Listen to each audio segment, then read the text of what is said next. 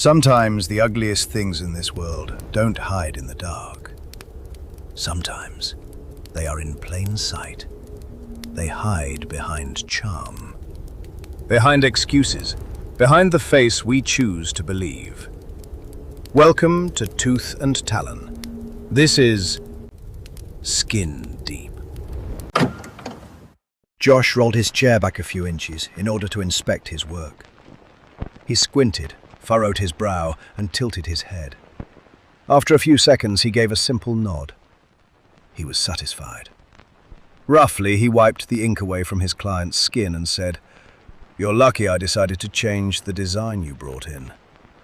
It just looked stupid." Then he added, "Actually, you're lucky I decided to tattoo you at all."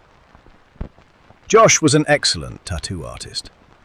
He excelled at American traditional, but could execute many styles with precision. He knew the nuances of all the different skin types and how to work with each. Yes, he was a master at his craft. His personal life, however, was a complete mess. Every relationship, be it family, friends, or women, they all ended up the same. They all used him and took advantage of his kindness. After cleaning his station, Josh was at his booth. He wasn't preparing for his next piece. He was scrolling through a dating app, swiping left or right. Mostly right. The door chime sounded off. Josh didn't look up, but just put his phone away and started doodling. He heard the distinct sound of click, click, click in rapid succession. It was getting louder. Someone in high heels was heading toward his booth, in a hurry. They stopped. "You son of a bitch!" a woman said through sobs as she threw a paper on his desk. Looking shocked, Josh, taken aback, looked up. What's wrong with you?" It was Akalia, his current love interest. They had been dating almost 3 months. Akalia looked down at him through tear-stained eyes, a quiet rage behind them. "You know exactly what is wrong with me," she said with a hurt, raised voice. Picking up the paper, Josh scanned the document, then angrily threw it back down. "This isn't the time or place," he said, his voice slightly raised. "Why didn't you just tell me?" Josh opened his mouth, closed it, then finally spoke. "I was going to. I just wanted you to see me, the real me, before I told you." "Oh, I see the real you, all right." Josh started to speak, but before he could, in one swift motion she stepped forward and with all the force she could muster, slapped him across the face. The slap echoed throughout the tattoo studio. If not for the machines buzzing, one could have heard a pin drop. Jackie, the owner, sat at his desk, shaking his head. Josh's hand flew up to his now burning cheek. He couldn't speak. Akalia snatched up the piece of paper, looked Josh square in the eyes and said, with absolute venom, "I hope you rot in that hell you're always preaching about," then stormed away. Josh, head down, rubbing his cheek, couldn't believe what had just happened. "I really was going to tell you." His cheek burned, but it did not compare to the pain in his heart. "Bitch. I'm too good for you anyway." Jackie rubbed his temples and stood up from his desk. He started to walk around it, but stopped. He noticed that something was amiss. It was a picture of his old unit. It was crooked, but barely. He straightened it, then made his way to Josh. Coming around the corner, he stopped and asked, but it came out like a statement. "Dude, you didn't tell her." Josh, looking up, replied, "I was going to, man, just not yet." He sighed. "You know how people are, man. They judge you, you know?" Hiding the disdain, Jackie replied, "Yeah, well, now she's got the rest of her life to think about you. And she's the third one that I know of, dude." He let that hang for a minute before adding, "Keep your personal bullshit out of my shop, Josh." Josh responded, "Hey man, it's not my fault." Jackie shook his head and said, isn't it? As he walked away, he couldn't help himself. It slipped out right as he thought it. Fucking scumbag. He walked a few feet, then added, "Booth rent is tomorrow. Let's not be late again." Josh sat in silence for a few minutes, then angrily wadded up the drawing he had half-heartedly started. Of course you take her side. You want her. Jackie went outside for a breather. While sitting down on the bench, his phone rang. He looked at the screen. It said, "My sunshine." A smile crept across his lips. Answering the phone, he said, "Hey, babe." The voice on the other line responded, "How's your day going, hon?" He paused. "Well, more drama with our star pupil." With a sigh, she asked, "What now?" Josh sent out a flood of texts. Only a couple responded. One read, "Why do you want to leave?" Josh thought for a minute, then responded, "My personality and art outshine this place." That night, Josh returned after close. Packing all of his supplies, taking all his art off the wall, including his portrait of Jesus he took to every tattoo shop he went to. He looked around one last time and thought, "You should have chosen my side, bro." Jackie never fussed, never called. He only sent him a one-word text. Coward. Josh settled in pretty fast at the new tattoo shop. Clients came and went. Josh explained how lucky most of them were. At one time in the distant past, he got his picture taken with Jack Rudy. One client was a little upset. She had asked why he put a specific time and date on a clock he had tattooed on her. He smiled and happily said, "Oh yeah, that's the day and time I was born." After she left, he told the owner he no longer wanted to tattoo her because she didn't give him a tip after 3 hours of work. The owner did bring up that Josh charged her $800 for it. As Josh was complaining to the owner, the little Liberty Bell replica above the door, a gift from one of the owner's old veteran buddies named Cope, rang out. Josh looked over to see who dared enter at such a bad time. Then he saw her. She wasn't a raging beauty as some movies and books describe, but there was something about her. She walked in seeming uncertain, as if she knew she did not belong here, almost scared to speak. She kept sending nervous glances around the shop, to Josh as if saying, "Help me, I don't know what to do." At that moment, something stirred in Josh, and he knew, she needs me. Josh's body tensed. He went rigid. As he strolled over to speak to her, he did his best to correct his posture, pulling in his stomach as much as possible and puffing out his chest. "May I please help you with anything?" he said in the softest and most polite way. "My name is Josh." Shyly, she told him her name as well. Angelique. She told him she needed a tattoo, her first, but she just wasn't sure. She had an idea, and it had to be red. She spoke in a thick accent Josh couldn't place. Amsterdam? Romania? He just couldn't put his finger on it. But he loved it. "Well, you're in luck. I just happen to be the best artist in this shop, let alone the state." Josh spent the next hour helping her design the perfect tattoo, a blood-red spider lily. He could tell how nervous and shy she was, but he had gotten through the obvious wall she had up. He had gotten her to smile, even laugh a little. He knew that subconsciously she let him in, even if it were just a little, because she could feel she needed him. Toward the end of the tattoo, she had a good understanding of Josh's life, his ups, his downs, the constant betrayal he had endured.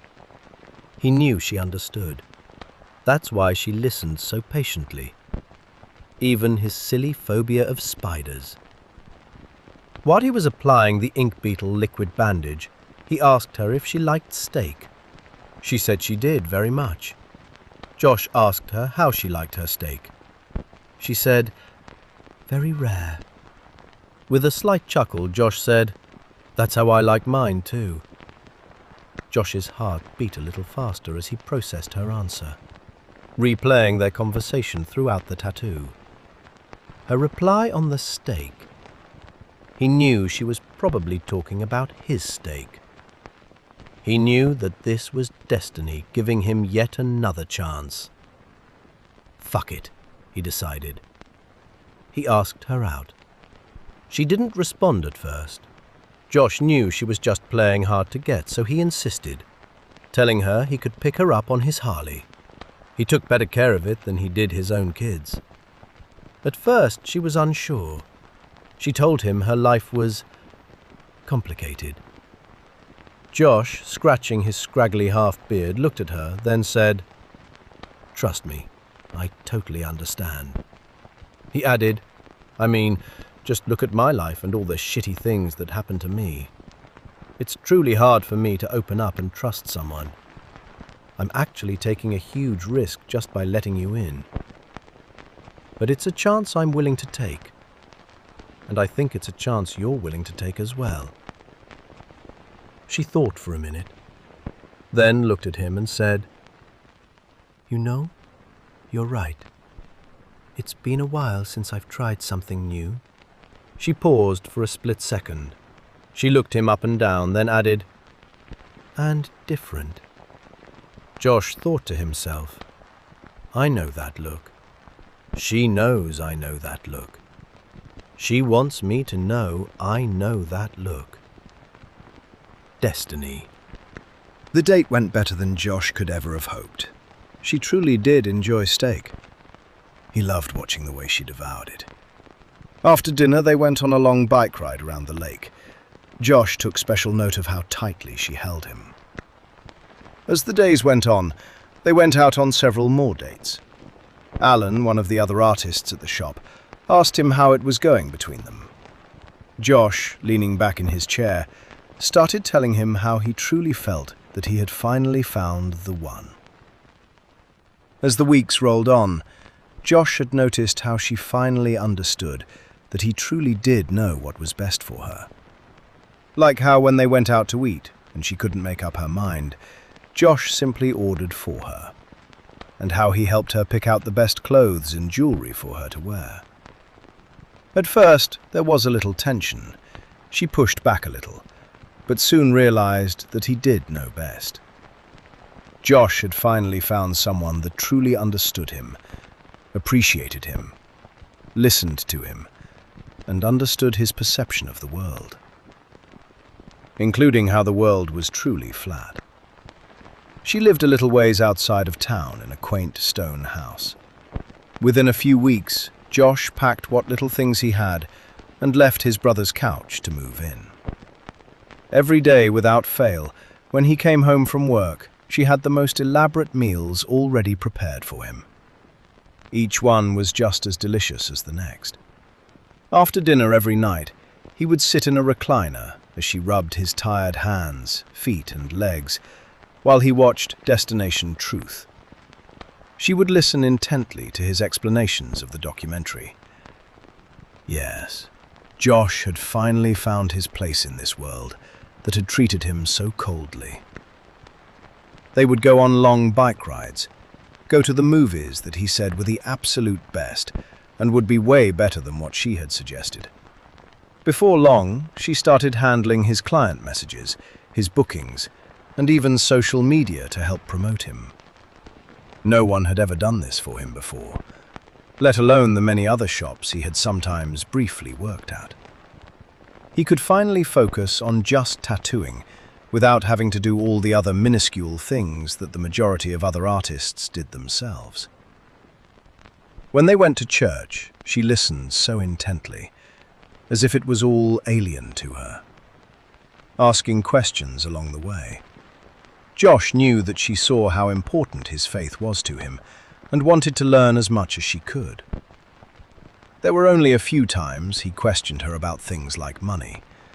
Every now and then, Josh just didn't feel like working, so he stayed home and went to her nail and lash appointments with her. When money got tight, she always paid his bills.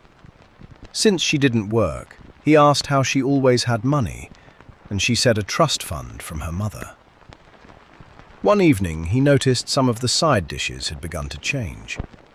A Mediterranean corn and balsamic risotto one night, a Spanish-style corn and barley relish another.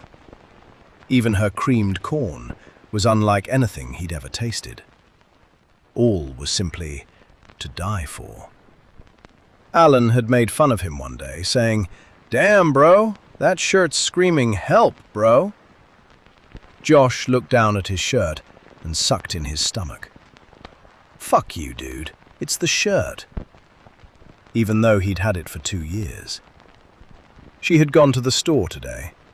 While out, she had also decided to stop at a small shop that sold exotic and rare spices. When she arrived home, she was slightly surprised to see that Josh was home, sitting at the table. She walked over to him while carrying 3 large grocery bags and gave him a light kiss on the forehead. "Hey, babe, are you okay? You're home early." He did not respond.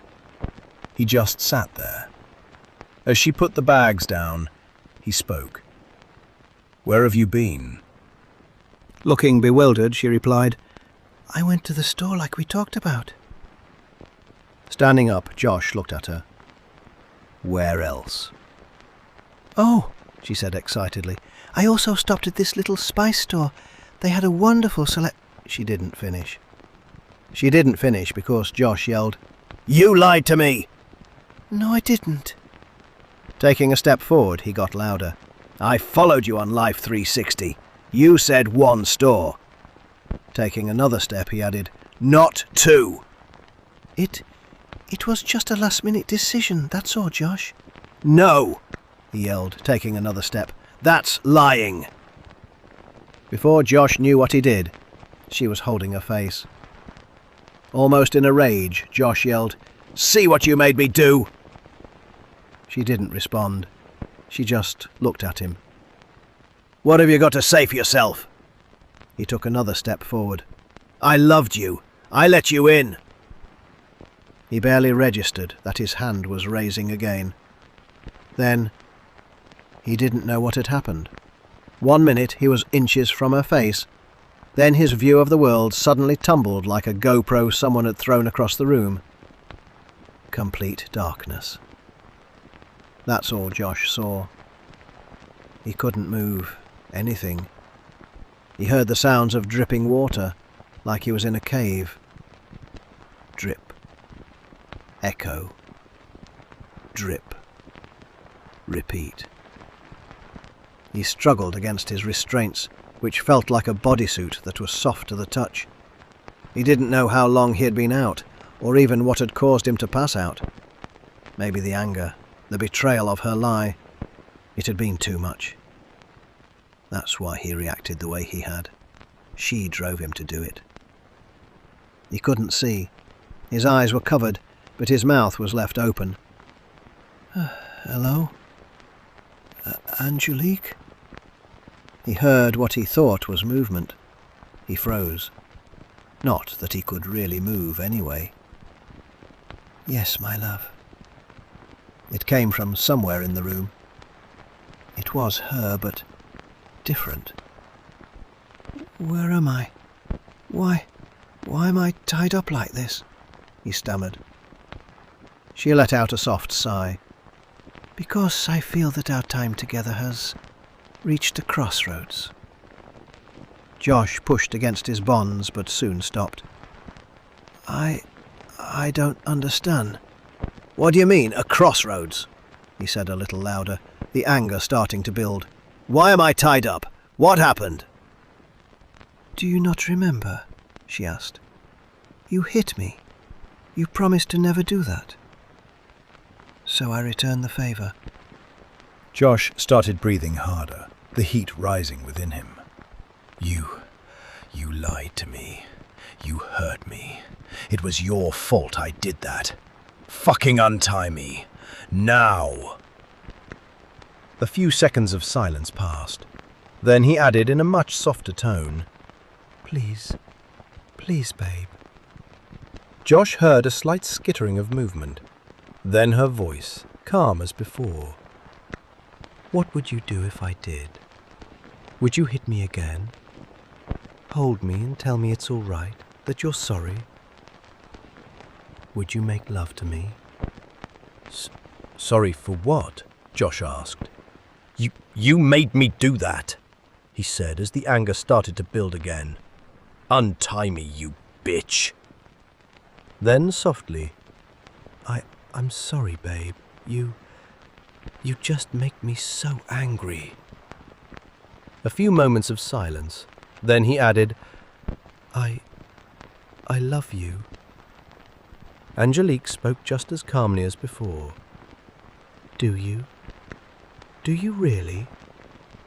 Josh started to speak, but she cut him off. Or do you love the idea of me? The control? Deciding my every move? Josh, angry once again, starting to lose his composure, said, Of course I fucking love you. I gave you everything I had to give. Then you just stabbed me in the back. A brief silence. Then he continued as she listened.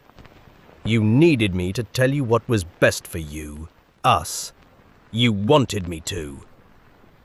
She paused, looking at him almost sadly, then said, Deep down in your rotten soul, you may actually love me. She paused, then added, And I loved you. Every single one of you. Confused, Josh started to speak. Then he heard a smooth shk. He felt the slightest rush of air across his face. The covering over his eyes loosened. Another quick shk. The material split and fell away. Josh squeezed his eyes shut as the dim light burned them. He blinked rapidly, tears filling his vision as he tried to focus. Stone. That was the first thing he could make out. Rough stone walls glistening with moisture. Somewhere in the distance. Drip. Echo. Drip. Josh blinked again. Something moved beside him. His eyes shifted toward it. At first his mind couldn't understand what he was looking at.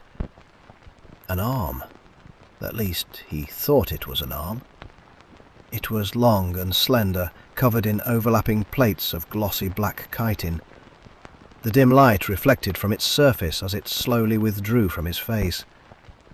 At the end was no hand, only several long jointed appendages, one ending in a curved point that looked razor-sharp. Josh stopped breathing.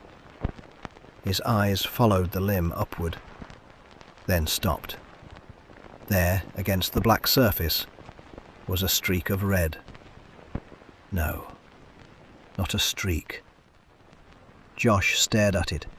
His heart began pounding against his chest. He knew those lines. He knew every curve, every small imperfection. He had drawn them. He had put them there. The tattoo. Her tattoo. No, Josh whispered in horror. The black limb slowly folded back toward the darkness. Josh's eyes followed it. Up. Higher. Until they found her. Angelique. Or what had always been Angelique. Josh tried to scream, but for a moment nothing came out. She leaned closer, and despite everything his eyes were telling him, despite the dark shape looming above him, despite every instinct in his body screaming that what stood before him had never been human, he recognized her. She tilted her head slightly, her 6 eyes looking at him. Then, in the same soft voice that had greeted him every evening when he came home, she said, "Now, my love." She moved closer, saliva dripping from her mandibles. You finally get to see the real me. And I will taste the real you.